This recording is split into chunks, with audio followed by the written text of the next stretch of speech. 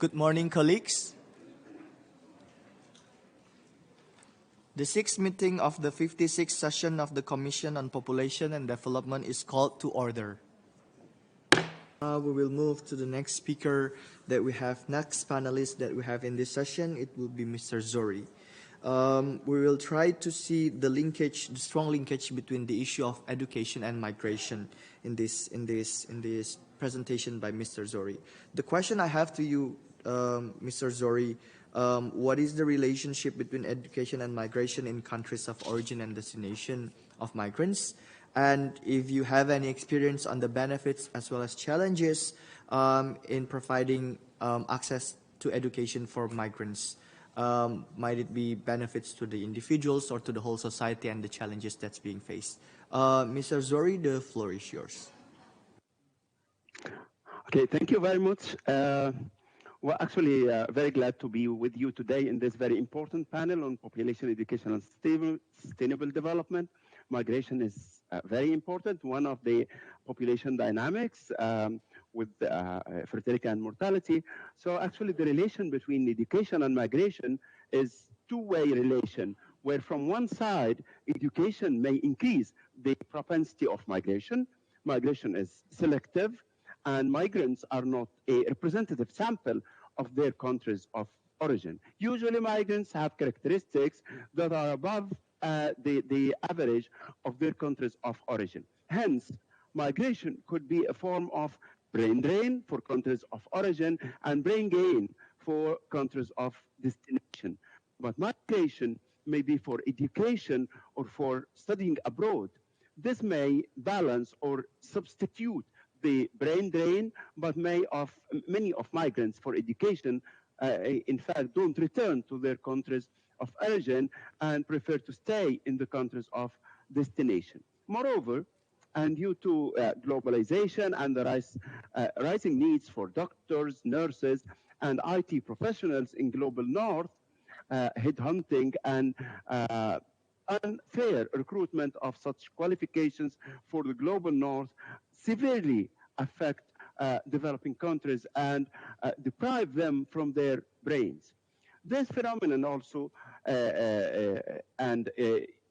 indirectly transfers educational outcomes from developing countries to developed countries and affect human capital formation in developing countries negatively.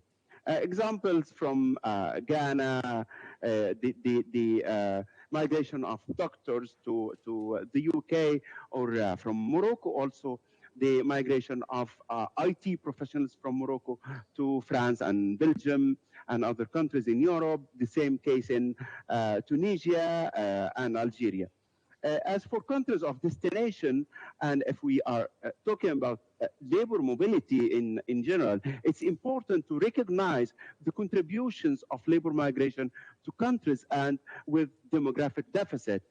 Without migration, such countries would have suffered greatly had it not been for this type of immigration. Labor migration is also beneficial for sending countries if they have a surplus of qualification or of qualified persons, so that they can channel them to other countries.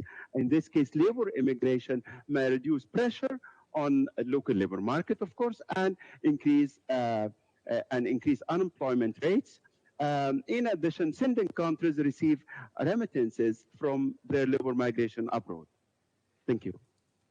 Thank you very much, Mr. Zohry, for the presentation. So, colleagues, for the first round of the questions, we have already witnessed the strong evidence and the strong link between education and various issues related to the population dynamics. Now, in the second round of questions, we will try to see how those evidence that were already mentioned can contribute or can impact development planning or the implementation of development policies. So I would first go with Mr. Zohry. I'm sorry that you have to go as the very first speaker of this second round of readings. Mr. Zohry, the question would be what policies and interventions related to education and training that have been proven to be effective in facilitating integration or reintegration of employability of migrant workers with different levels of education and skills, because as you mentioned, education is one thing, but then the contribution of migrant to the society is another thing. The floor is yours, Mr. Zohry. Thank you. Well, actually, when talking about the policies and benefits, it's very important to integrate migrants and refugees and asylum seekers into development for the benefit of migrants and host countries, especially with the protracted refuge in many countries now in the world. It is very important to think in a sort of a long-term way of dealing with migration and the transfer of actually the outcomes of education. One of the most important factors of integration is education. So education, through migration, you can get qualities and qualifications, educated people, and at the same time, you need to educate migrants in the country in order to increase the benefit of education in development. So host countries are actually responsible for making available educational services for all children, including non-citizens. This is according to the global commitments like the Convention on the Rights of Children for the year 1989. Education and training after the basic education enhances the quality of labor force in the local labor market in general, because the quality of labor force in the labor market in general is affected by the qualification and the quality of migrants as well as the quality of citizens. So it is very important in this case to develop the sort of integrating migrants and local labor market depends on the degree of employability of migrants. So when you increase or you enhance the degree of employability of migrants through training and especially vocational training, this will affect the increase and enhance the quality of labor force in the country in general. So training and education and vocational training are the most successful policies to enhance the quality of the overall performance of labor market in any country. Thank you. Floor to the last panel of the session. It's Mr. Zohry. Mr. Zohry, you may have the floor.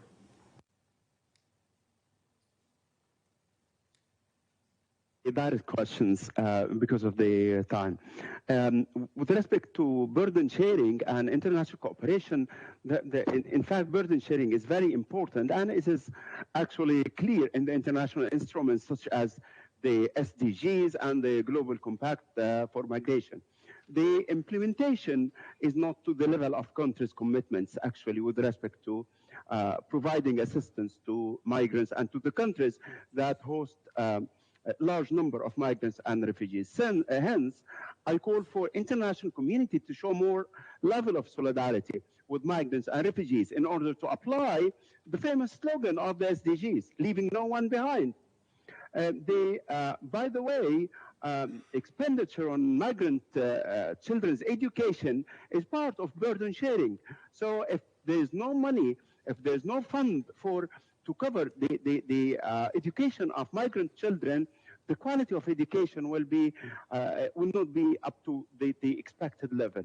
The other issue raised by my colleague from Egypt, the making available more channels for regular migration is very important in combating irregular migration. In addition, of course, to the development of human capital through education and vocational training. Thank you very much.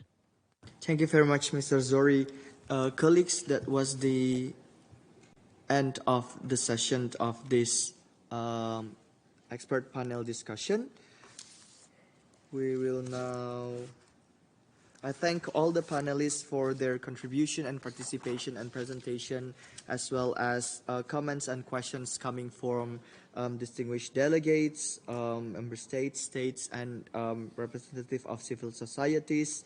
This would conclude the first part of our program, and the Commission will momentarily continue with the statements in the general discussion under item 3.